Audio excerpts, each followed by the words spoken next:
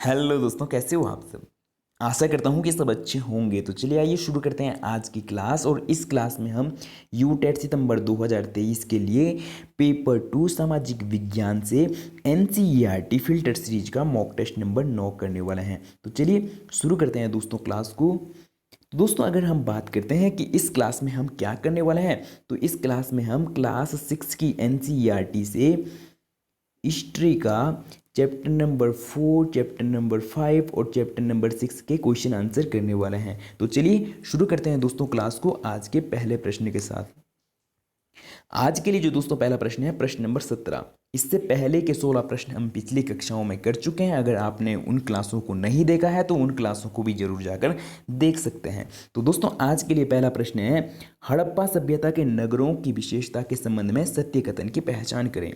तो कथन ए दिया गया हमें, हड़प्पा सभ्यता के कई नगर 2 भागों में विभक्त थे, वहीं धोलावीरा 3 भागों में बटा था। और बी है, प्राय पश्चिम भाग छोटा था लेकिन ऊंचाई पर बसा था। और सी है, पूर्वी हिस्सा बड़ा था लेकिन यह निचले इलाके में था। और डी है कि ऊंचाई वाले भाग को नगर दुर्ग और निचले भाग को निचला नगर कहा जाता था। तो दोस्तों हमें क्या करना है, इस प्रश्न का सही जवाब देना है। और इस प्रश्न का जो सही उत्तर हो जाएगा, इस प्रश्न में कथन ए, बी, सी और डी चारों के चारों कथन सही है। तो इसलिए इस प्रश्न का जो सही उत्तर हो जाएगा, यहाँ हमें करना पड़ेगा ए, बी, सी और डी चारों के चारों कथन सही हो जाएंगे। तो इस प्रश्न का सही जवाब हो जाएगा ऑप्शन नंबर 3 सही उत्तर हो जाएगा। चलिए बढ़ते हैं अगले प्रश्न की ओर। अगला जो दोस्तों प्रश्न है प्रश्न नंबर 18। तो प्रश्न है कि मिसाल के तौर पर महान स्नानागार कहां से प्राप्त हुआ। हमें ऑप्शन दिया गया है मोहनजोदड़ो, कालीबंगा और हड़प्पा और लोथल। तो दोस्तों अगर हम बात करते हैं इस प्रश्न के सही जवाब की, तो इस प्रश्न का सही जवाब हो जाएगा मोहनजोदड़ो, ऑप्शन नंबर ए। बढ़ते हैं अगले प्रश्न की ओर। अगला जो दोस्तों प्रश्न है, और इसी प्रश्न से अगला प्रश्न किस प्रकार से पूछा जा सकता है। तो साथियों प्रश्न पूछा जा सकता है कि हड़प्पा सभ्यता में अग्निकुंड कहाँ से प्राप्त हुए। तो दोस्तों अगर हम बात करते हैं अग्निकुंड कहाँ से प्राप्त हुए, तो कालीबंगा और लोथल से क्या अग्निकुंड प्राप्त होते हैं। और अगला प्रश्न दोस्तों क्या पूछा जा सकता है कि हड़प्पा सभ्यता में जोते हुए खेत के प्रमाण कहाँ से प्राप्त होते हैं। तो दोस्तों हड़प्पा सभ्यता में जोते हुए खेतों के प्रमाण कहाँ से प्राप्त होते हैं, कालीबंगा से प्राप्त होते हैं। तो चलिए बढ़ते हैं अगले प्रश्न की ओर। और इस प्रश्न में हमने 3 प्रश्नों को कर लिया, ठीक है। तो अगला जो दोस्तों प्रश्न है प्रश्न नंबर 19, बड़े बड़े अन्न भंडार कहाँ से मिले।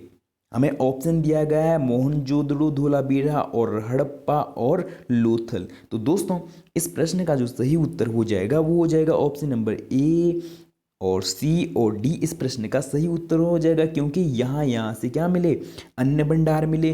तो दोस्तों इसलिए इस प्रश्न का जो सही उत्तर हो जाएगा वो हो जाएगा ऑप्शन नंबर 2 इस प्रश्न का सही उत्तर हो जाएगा। और दोस्तों वहीं पे अगर हम बात करते हैं धोलावीरा से किस प्रकार का प्रश्न पूछा जा सकता है, तो धोलावीरा से प्रश्न पूछा जा सकता है कि अपवाद के रूप में ऐसा कौन सा नगर था हड़प्पा सभ्यता में जो 3 भागों में विभक्त था। तो दोस्तों ऐसा कौन सा है, धोलावीरा 3 भागों में विभक्त था और बाकी जो सारे के सारे नगर है हड़प्पा सभ्यता में वो 2 भागों में विभक्त थे। तो चलिए बढ़ते हैं अगले प्रश्न की ओर। अगला जो दोस्तों प्रश्न है प्रश्न नंबर 20। तो साथियों प्रश्न है, एक व्यक्ति के पत्थर से बनी मूर्ति जिसमें उसे कढ़ाईदार वस्त्र पहनाए गए दिखाया गया है, कहाँ से प्राप्त हुआ। तो हमें ऑप्शन दिया गया है मोहनजोदड़ो, लोथल, हड़प्पा और कालीबंगा। तो दोस्तों इस प्रश्न का सही जवाब हो जाएगा ऑप्शन नंबर ए सही उत्तर हो जाएगा मोहनजोदड़ो। बढ़ते हैं अगले प्रश्न की ओर। अगला जो दोस्तों प्रश्न है प्रश्न नंबर 21, निम्नलिखित को सुमेलित कीजिए। तो हमें ऑप्शन दिए गए हैं तांबा। तो तांबा दोस्तों कहाँ, राजस्थान से, सोना कर्नाटक और टीन अफगानिस्तान और बहुमूल्य पत्थर कहाँ से, गुजरात से प्राप्त होते हैं। तो दोस्तों ये सारे के सारे कथन क्या है, पहले से ही सुमेलित हैं। तो ये अपने आप में सारे के सारे ऑप्शन सही उत्तर हो जाएंगे, ठीक है। तो चलिए बढ़ते हैं अगले प्रश्न की ओर। अगला जो दोस्तों प्रश्न है प्रश्न नंबर 22, प्राचीनता के आधार पर वेदों का सही क्रम बताइए कि सबसे प्राचीन कौन सा वेद है और उसके बाद कौन सा है। तो हमें इस प्रकार से वेदों का क्रम बताना है। तो दोस्तों हमें ऑप्शन ए दिया गया है कि ऋग्वेद, सामवेद, यजुर्वेद और अथर्ववेद, और ऑप्शन बी है ऋग्वेद, यजुर्वेद, सामवेद और अथर्ववेद, और सी है अथर्ववेद, सामवेद, ऋग्वेद और यजुर्वेद, और डी है ऋग्वेद, सामवेद, अथर्ववेद और यजुर्वेद। तो दोस्तों अगर हम बात करते हैं इस प्रश्न के सही जवाब की, तो इस प्रश्न का सही जवाब हो जाएगा ऑप्शन नंबर ए। सही उत्तर हो जाएगा कि सबसे प्राचीन वेद कौन सा है, ऋग्वेद है, और ऋग्वेद के बाद सामवेद है, सामवेद के बाद यजुर्वेद है, और यजुर्वेद के बाद अथर्ववेद है। तो चलिए बढ़ते हैं अगले प्रश्न की ओर। अगला जो दोस्तों प्रश्न है प्रश्न नंबर 23, ऋग्वेद के संबंध में कौन सा कथन सत्य है। तो हमें ऑप्शन दिया गया है पहला, या कथन दिया गया कि ऋग्वेद क्या है, सबसे पुराना वेद है, और बी है कि ऋग्वेद में 1000 से ज़्यादा प्रार्थनाएं हैं जिन्हें सूक्त कहा जाता है, और सी है कि सूक्त का मतलब अच्छी तरह बोला गया, और डी है यह विभिन्न देवी देवताओं की स्तुति में रचे गए और इनमें से 3 देवता बहुत महत्वपूर्ण थे, अग्नि, इंद्र, सोम। तो दोस्तों अगर हम बात करते हैं इस प्रश्न के सही जवाब की, तो इस प्रश्न का सही जवाब हो जाएगा कि ए, बी, सी और डी चारों के चारों कथन सत्य हैं, इसलिए इस प्रश्न का सही जवाब ऑप्शन नंबर 2 हो जाएगा। और दोस्तों वहीं पे अगर हम बात करते हैं कि जो 3 देवता, महत्वपूर्ण 3 देवता थे, वो कौन कौन से थे।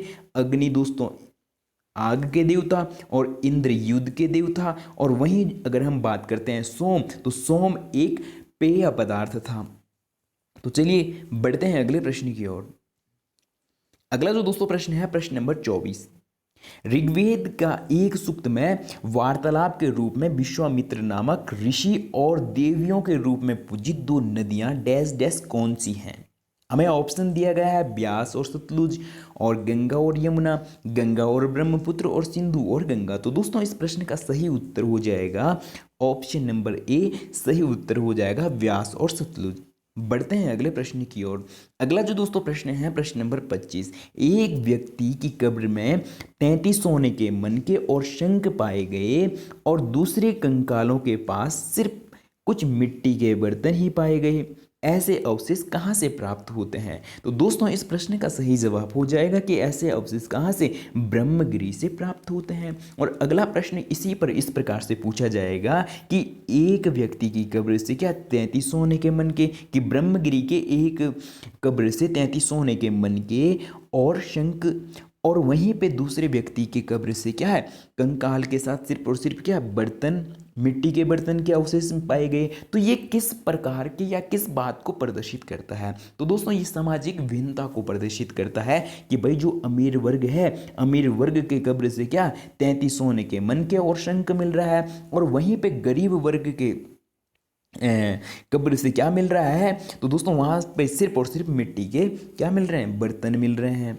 ठीक है, तो इस प्रकार से इस प्रश्न का सही उत्तर हो जाएगा ब्रह्मगिरी। और अगला प्रश्न दोस्तों आपको इनाम गांव से पूछा जा सकता है। तो दोस्तों इनाम गांव कहाँ बसा है, तो भीमा नदी की सहायक नदी गोंडा के तट पर बसा है, किनारे पर बसा है। और वहीं पे इनाम गांव से दोस्तों अगला प्रश्न किस प्रकार से पूछा जा सकता है कि इस प्रकार की कब्र कहाँ से मिली कि जिसका सिर उत्तर की ओर और पैर क्या है, मुड़े हुए पाए गए, और इस प्रकार की कब्र कहाँ से प्राप्त होती है। तो दोस्तों कहाँ से प्राप्त होती है, इनाम गांव से प्राप्त होती है। और एक व्यक्ति की कब्र क्या घर में ही दफनाया गया था, या एक व्यक्ति को घर के अंदर ही दफनाया गया था।